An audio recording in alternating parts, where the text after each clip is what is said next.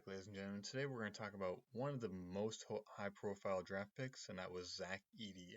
We're going to talk about, in particular, what his pros and cons are, and why ultimately I probably wouldn't have drafted him, despite his potential upside, for sure.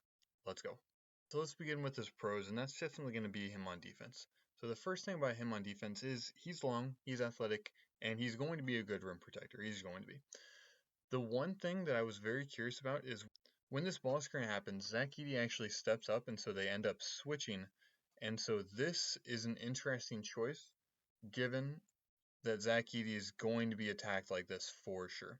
So if teams can get a guard on Zach Edey, teams are definitely going to try and exploit this when the game is on the line in the regular season. Dallas didn't really do that very much in this game. I'm assuming just because it's preseason, but 100% teams are going to do this, and they're going to try and attack it. However, one of the big things is I think a lot of people underestimate how quick Zach Edey is. So he stayed with him right there. Like, he was definitely not far behind.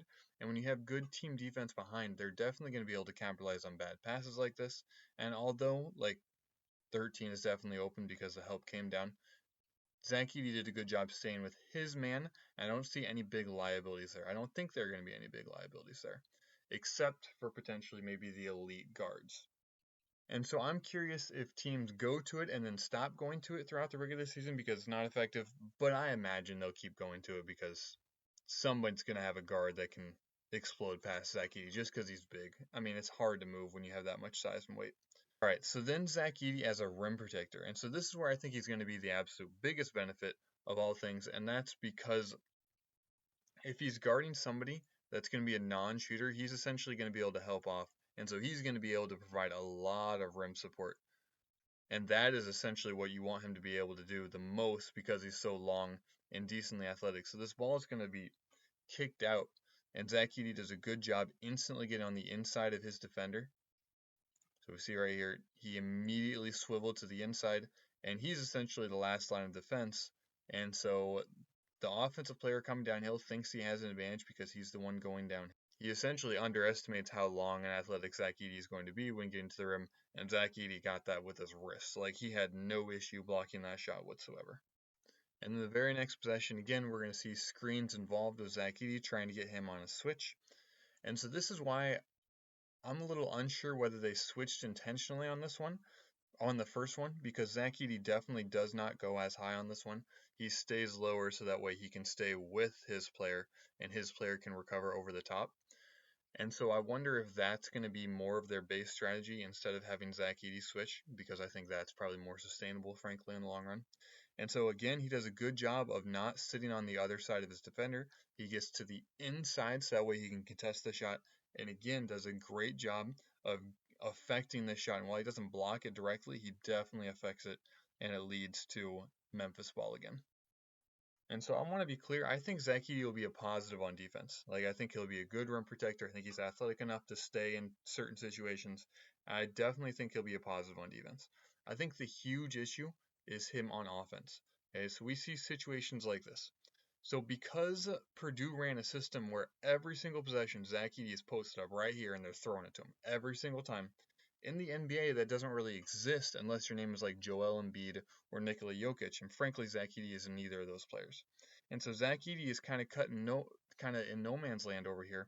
And so in a second, when there's going to be other players cut, all Zach Edey's doing is clogging up space in the middle, and it leads to more confusion.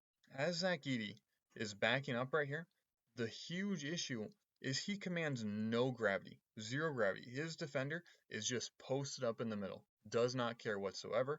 And because the Mavs are going to play a little bit of a pack line style, where this defender is helping down, Zach Edey doesn't represent a threat in this situation because he's not 6 inches taller than everyone that he was in college, or 50 pounds heavier. Like, there are other athletes, other efficient players in the NBA level, and so as this other player cuts, it leads to confusion, and maybe if he catches that clean, he has a decent look. However, it ends up being a turnover.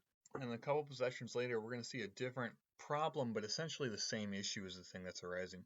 So Zach Edey is going to stay on the perimeter over here, and the idea is that the defender is going to have to stay a little bit closer to him, but the reality is he's just not going to. He's going to stay over here. He doesn't care if Zach Edey shoots a three because Zach Edey's never made a three in his life.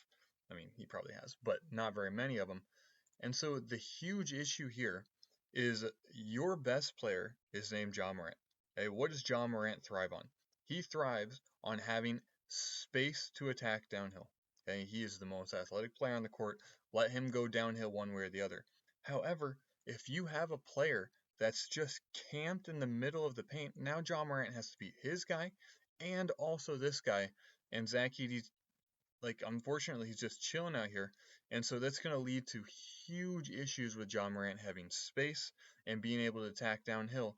And so I think it's going to lead to a lot of turnovers like this simply because Ja Morant has less space to work with, and Zach Edey doesn't contribute to that overall space. In fact, he hurts the overall space. So in general, I do think Zach Edey is going to be a positive on defense. I think he's a good person, so I'd love to see him be successful.